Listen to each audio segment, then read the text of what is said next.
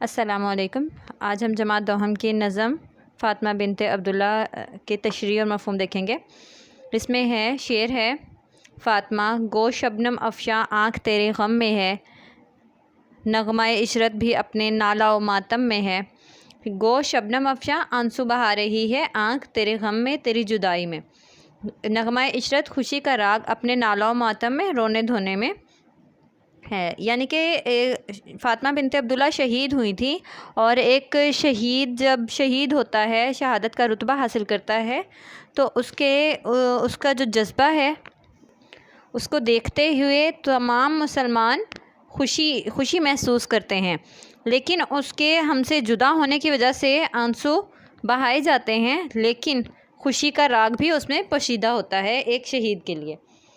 اب یہاں پہ مفہوم ہے: اے فاطمہ اگرچہ میری آنکھ تیری جدائی میں آنسو بہا رہی ہے، لیکن تیرے مرنے پر جو آہذاری کر رہا ہوں اس میں خوشی کا راگ موجود ہے۔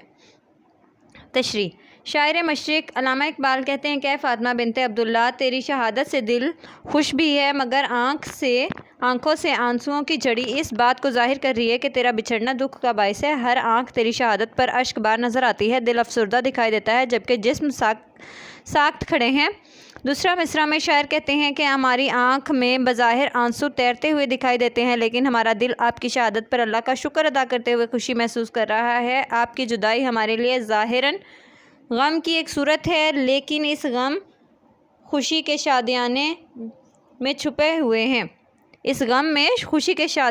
ہوئے ہیں، کیونکہ ہمیں معلوم ہے کہ بندہ مومن کے لیے شہادت سے بڑھ کر کوئی اعزاز نہیں جو وہ حاصل کر سکے۔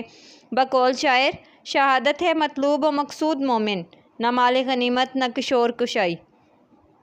ظاہر سی بات ہے کہ جو تن اللہ کی رضا کے لیے قربان ہو جاتا ہے، اس کے لیے دنیا میں ماتم نہیں کیا جاتا، بلکہ اسے اللہ کا فضل جانتے ہوئے خوشی منائی جاتی ہے۔ شکریہ۔